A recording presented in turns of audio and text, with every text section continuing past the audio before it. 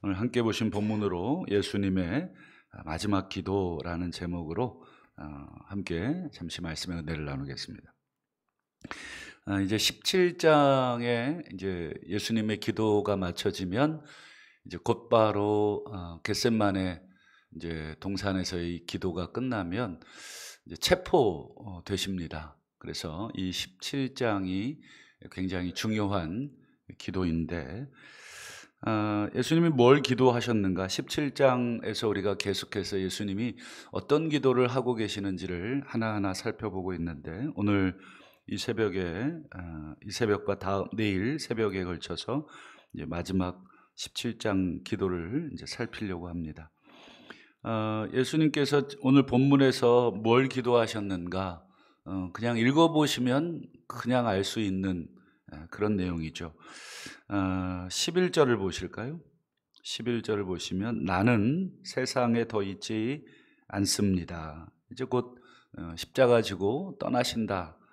근데 그들은 제자들은 세상에 남겨지게 됩니다. 그러니 거룩하신 아버지여 그들을 보존해 주십시오. 이제 홀로 남겨질 제자들을 보존해 달라. 우리나라도 요즘은 이제 그게 법으로 돼 있는지 모르겠습니다만 외국 특별히 유럽이나 미국 선진국들은 아이들을 집에 혼자 두면 법에 걸립니다. 옆집에서 신고하면 걸려요. 지난번에 카나다에 있는 제 후배 가정으로부터 사진이 한 장이 왔어요. 옆집 개가 자꾸 이 자기네 집 뒷마당으로 이 개구멍이 하나 있는데 골로 이렇게 해서 들어온다는 거예요. 근데 옆집의 옆집 주인보다 자기네들을 더 좋아하는 것 같다는 거예요. 그래서 뭐 계속 놀아주고 하는 영상이었는데, 그래서 이참에 저기 주인끼리 얘기해서 니네가 입양을 해라 그랬더니 막 손을 절레절레 흔들더라고요. 안 된다고. 왜 그러냐 그랬더니 이 카나다는 개를 집 밖에서 키우면 법에 걸린대요. 집 안에서 키워야 된대요. 이제 어쩌다가 산책은 할 수 있어도 밖에다가 이렇게 우리처럼 개집 이렇게 해놓고 이렇게 해놓으면 안 된다는 거예요. 그래서 하는 말이 더 웃겼습니다. 카나다는 첫 번째는 아이, 두 번째는 여자, 세 번째는 개, 그리고 마지막이 남자. 그러면서 자기는 개만 또 못한 인생이라면서 막 이렇게 우스갯소리를 했어요. 이제 미국이나 이런 데는 아이들을 집에 혼자 두고 나가면 큰일 납니다. 반드시 이제 아이를 두고 나가게 될 때는 누군가에게 맡겨야 됩니다. 옆집에 맡기든지 아니면 옆집 사람이 와서 아이들을 지켜주든지. 지금 예수님이 하시는 행동이 이와 비슷하다고 생각을 합니다. 지금 제자들이 아이들은 아니지만 이제 예수님이 곧 세상을 떠나면 이제 집에 혼자 남겨질 아이들과 같이 이 혼자 있게 되는 거죠. 그래서 누구에게 이 아이와 같은 제자들을 부탁을 하냐면 아버지께 부탁하고 있는 것입니다.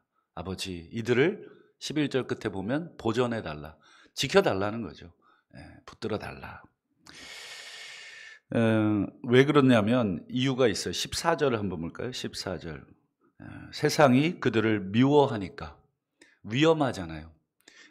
아이들을 혼자 집에 남겨두면 위험하죠. 어떤 일을 벌일지. 그래서 미성년자들은 혼자 남기지 않습니다.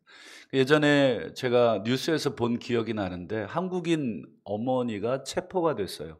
체포가 돼가지고 결과는 어떻게 됐는지 모르겠는데 이 체포가 됐습니다. 현장에서. 그 이유인즉슨 이제 이민 생활이 얼마나 힘들어요.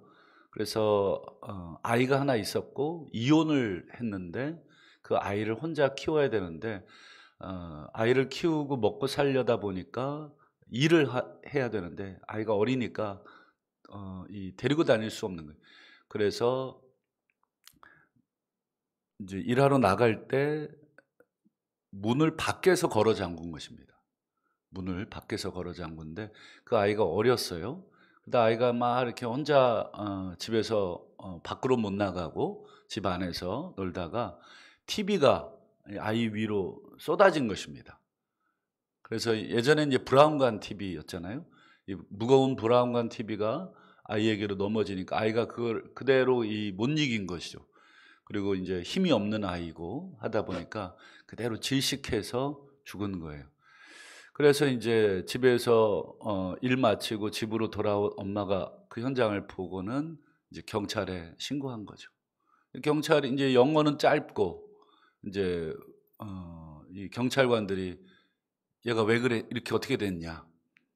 그러니까 인제 보통 우리 한국 부모들은 뭐 영어가 잘 안 되고 인제 또 감정이 먼저 앞서다 보니까 그걸 자세히 설명을 못 하고 그냥 뭐라고 했냐면 "내가 죽였다."고. "내가 죽였다."고. "I killed him. I killed him." 내가 죽였다고 막 이렇게 인제 경찰한테 진술을 한 거죠. 그러니까 이 경찰이 "네가 죽였다고?" 예 바로 그 자리에서 체포가 된 것입니다. 여기서 내가 죽였다는 것은 모든 문맥들을 다 종합해서 사고하지 않는 것이죠. 아이들을 혼자 두는 것이 굉장히 위험한 것처럼 오늘 예수님도 제자들을 왜 세상에 혼자 두지 않도록 기도하셨냐면 세상이 너무 미워하니까. 이제 세상이 어느 정도로 미워하는지 여러분 이제 나중에 또 나오겠습니다만 그래서 15 절에도 보면 이렇게 기도하시죠. "세상이 그들을 미워합니다 아버지. 그래서 내가 비옵는 것은 그들을 다만 악에서 악에 빠지지 않게 지켜 주십시오." 여기서 이 악이라고 하는 이 헬라어는 중성으로도 번역이 되고 남성으로도 번역이 됩니다. 이 헬라어가 좀 재미있는 게 남성, 여성, 중성이 있어요. 각 단어마다 남성 단어가 있고 중성 단어가 있고 그다음에 여성 단어가 있어요. 복잡합니다. 그래서 이 소위 말해서 막 우리는 뭐 이렇게 거의 비슷하지만 이 격변화라 그러죠. 독일어랑 비슷합니다. 그래서 격변화가 많은데 이 단어가 악으로도 번역이 되고 그다음에 악한 남자, 악한 자 이렇게도 번역이 됩니다. 주기도문에 보면 다만 악에서 구하시옵소서 이렇게 기도하잖아요. 그 단어입니다. 그래서 악으로도 번역할 수도 있고 악한 자 이렇게 번역할 수 있는데 악한 자로 번역하면 사탄이 되고 악으로 번역하면 그냥 그 자체로 악입니다. 근데 악과 악한 자는 사실 같은 말이기 때문에 어떻게 번역을 해도 다 옳은 번역입니다. 그래서 세상이 그들을 미워한다. 세상이 어떻게 미워하겠습니까? 결국은 사탄이 미워하는 것이고 그래서 악으로부터 지켜달라. 빠지지 않게 해달라는 것은 사탄으로부터 지켜달라. 이 주기도문에 이 기도하신 거하고 똑같은 내용입니다. 여러분 기억나실 텐데 사탄이 얼마나 이 믿는 자들을 휘두르려고 하냐면 누가복음 22장 31절을 한번 화면으로 보시면 시몬아 시몬아 보라 사탄이 너희를 밀가부르듯 하려고 요구했다. 시몬한테 불러놓고 너희를이라고 했으니까 시몬을 불렀지만 제자들 전체를 의미하는 겁니다. 시몬에게 대표로 얘기한 것이죠. 사탄이 너희들을 밀가부르듯 내게 요구하고 있다. 달라고. 그 옛날 욥을 요구했던 사탄이 지금 이 제자들 무리를 이 시험에 한번 들게 하려고 요구하고 있지만 32절에 보면 그러나 나는 너를 위하여 내 믿음이 떨어지지 않기를 기도했다. 시몬이 모르고 있는 영적인 그런 딜이 온 것이죠. 사탄으로부터. 그러나 예수님이 그거를 거절한 것입니다. 그 옛날 하나님은 욥을 시험하는 것을 허락했지만 아직은 베드로를 비롯한 제자들이 사탄에게 시험을 받으면 100%다 넘어질 것을 알고 계셨기 때문에 아직 감당할 수가 없는 것입니다. 감당할 수 있어도 사실은 사탄의 시험이 얼마나 혹독합니까? 이 욥기를 통해서 그 순전했던 그 욥도 결국은 어떻게 됩니까?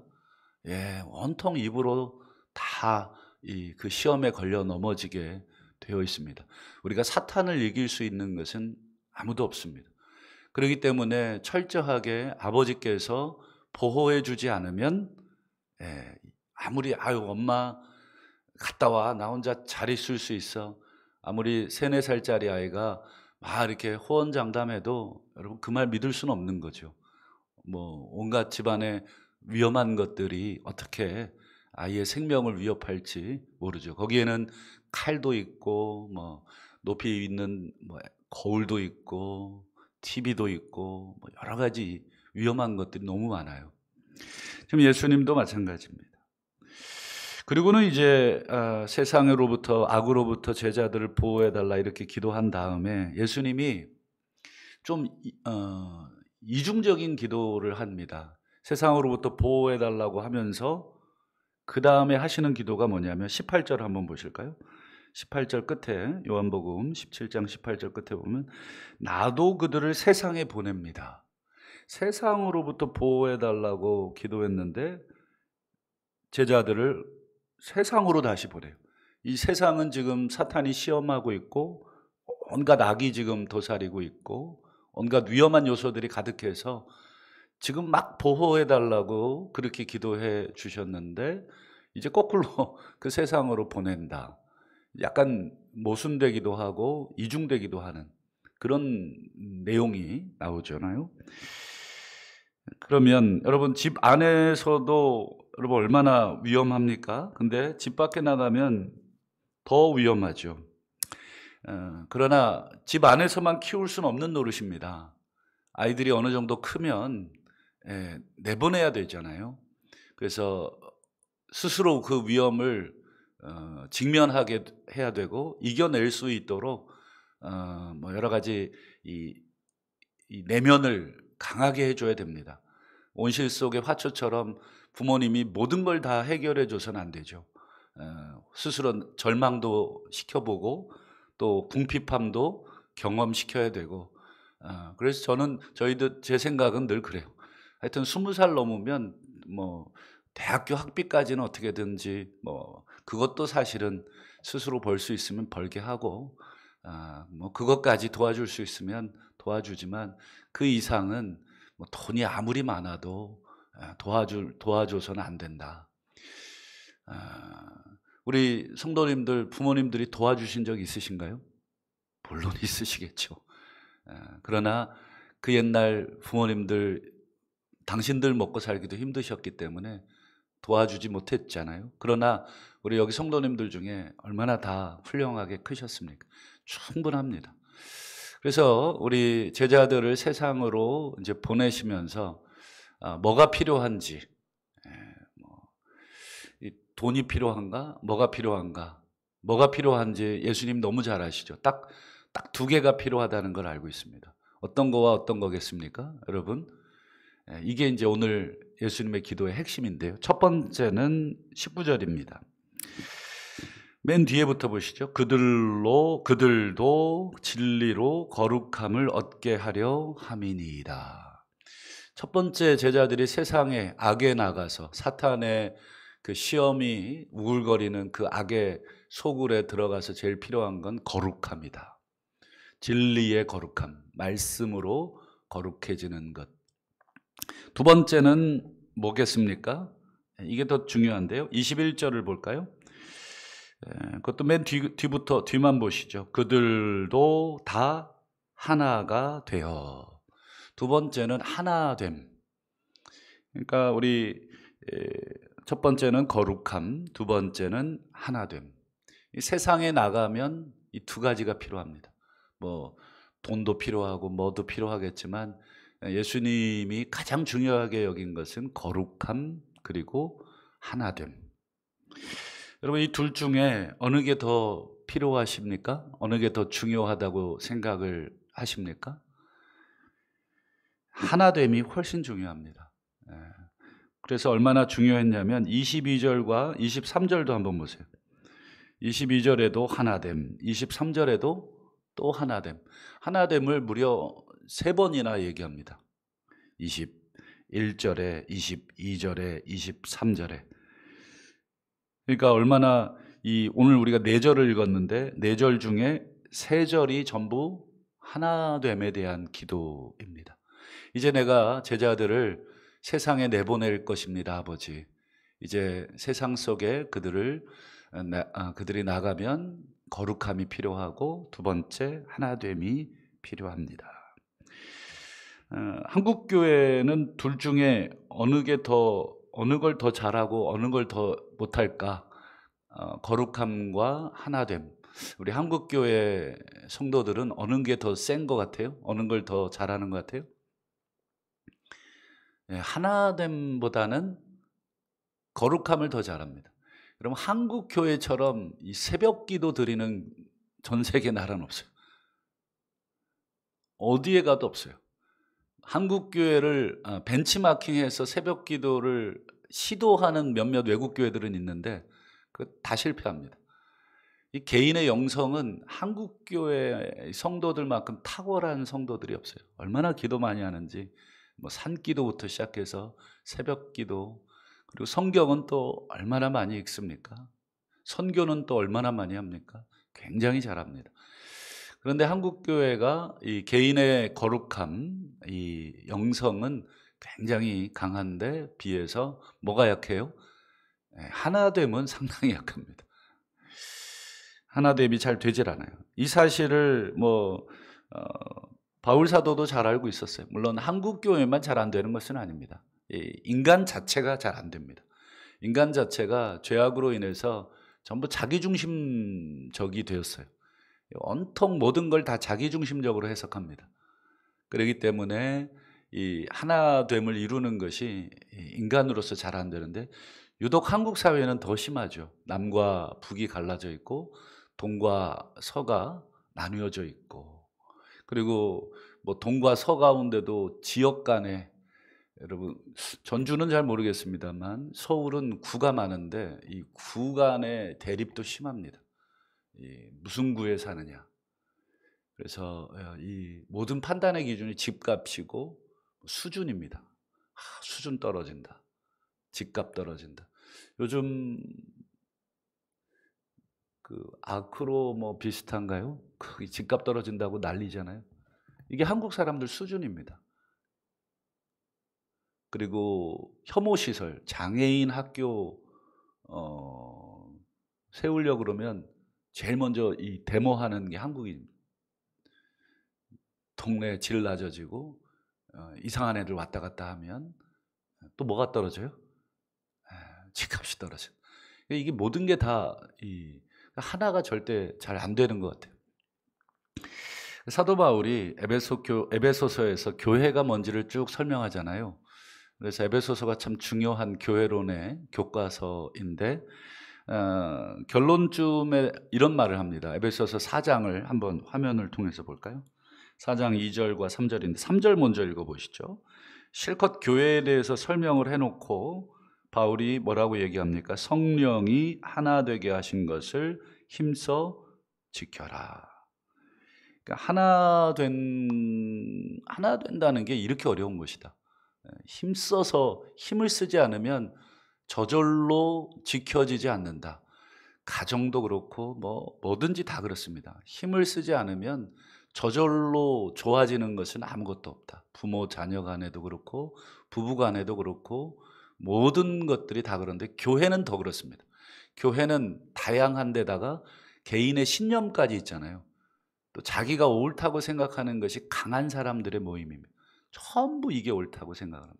이렇게 해야 된다고 하는 그 자신만의 그 신념, 거룩함이 주는 신념이 있거든요. 그 신념으로 똘똘 뭉쳐 있기 때문에 가장 하나가 되기 힘든 이 집단이 교회입니다. 그래서 사도 바울이 힘써서 지켜라. 그러면서 이제 여러분 2절을 읽으셔야 됩니다. 그 힘써서 지킬 수 있는 이 수단과 방법을 설명하는데, 겸손, 온유, 오래 참음, 용납, 평안, 요 5가지입니다. 겸손하지 않으면 절대로 하나 되지 못합니다. 여러분, 나를 낮추지 않는데, 내 의견을 꺾지 않는데 어떻게 하나가 되겠습니까? 온유하지 않는데 어떻게 하나가 되겠습니까? 오래 참아주지 않는데 어떻게 하나가 될 수 있겠습니까? 용납해주지 않는데 어떻게 하나가 되겠습니까? 평안을 추구하지 않는데 어떻게 하나가 되겠습니까? 그러니까 이 5가지는 하나 되기 위한 뭐예요? 필수 과목이라고 보여집니다. 사도 바울이 얼마나 하나됨을 중요시했는지, 이 교회가 뭔지를 쭉 설명하면서 이 교회를 지키려면, 이 교회 성도들의 하나됨을 지키려면 이 5개를 가져라. 여러분, 우리 사도신경을 우리가 예배 때마다 암송하잖아요. 맨 마지막에 보면 6가지의 믿음을 고백합니다.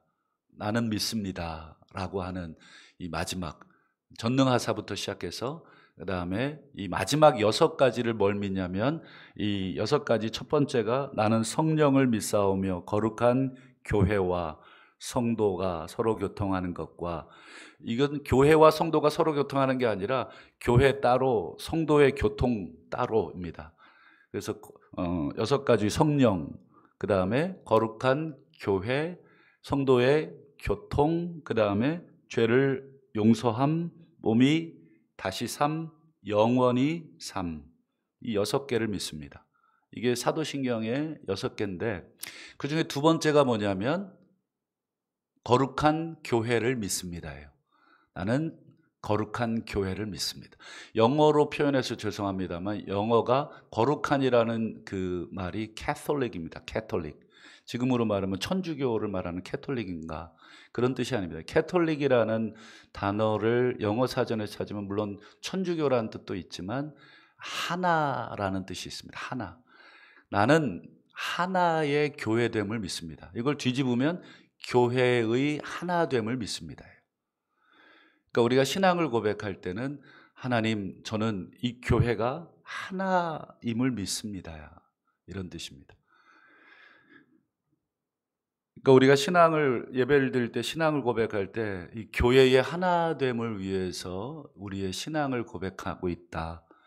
그러니까 우리가 이제 사도신경도 나중에 기회가 되면 더 연구해 봐야 되지만 하나하나가 다 의미가 있는 고백들입니다.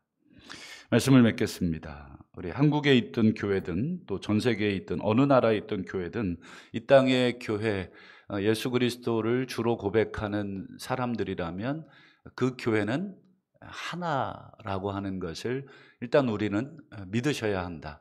물론 교파도 다르고 또 교리도 약간은 다르지만 뭐 그런 정도는 우리가 주 안에서 사랑 가운데 용납할 수 있어요. 조금씩 교리가 다를 수 있어요. 왜냐하면 뭐 그게 다양성이 있기 때문에. 그러나 핵심적인 것, 예수 그리스도를 통한 구원이라든지 하나님을 통한 어떤 구원이라든지 이런 핵심적인 교리, 핵심적인 믿음의 내용이 같으면 우리는 전 세계의 어떤 교회든 또 어떤 성도든 우리는 하나라고 하는 것을 우리는 믿습니다.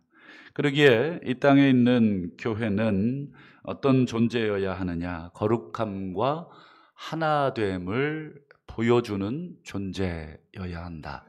그러니까 교회는 건물 자랑하거나 뭐 힘 자랑하거나 명수 자랑하거나 우리 교회 몇 명 모인다든지 우리 교회 예산이 얼마라든지 이게 잘못된 방향으로 교회가 자꾸 자기의 정체성을 드러내니까 교회는 거룩해지지 않고 교회는 하나 되지 못하고, 돈이 많으면 싸움이 납니다.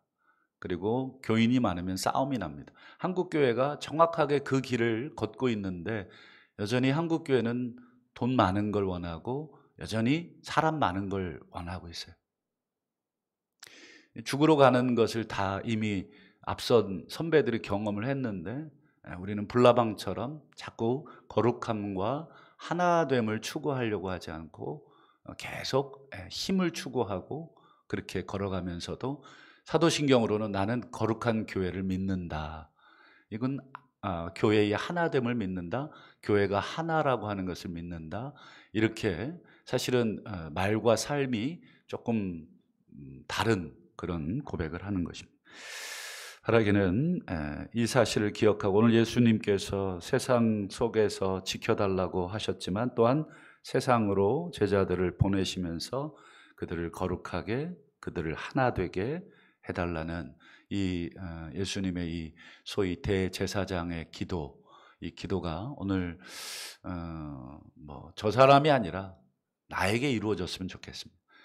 저 교회가 아니라 우리 교회, 저 나라가 아니라 우리나라에 먼저 그 시작은 나부터여야 할 것입니다. 내가 하나가 못 되는데 하나됨을 위해서 기도한다는 것은 사실은 죄송한 기도죠. 그런 면에서 오늘 이 새벽에 하나님, 제가 이 교회의 하나됨을 위해서 어떻게 헌신하고 희생할지, 또 나 스스로도 이 하나됨과 거룩함을 위해서 어떤 노력을 해야 할지 다시 한번 깨닫게 해달라고 그렇게 기도하시는 복된 우리 모두가 되실 수 있기를 주님의 이름으로 축원합니다.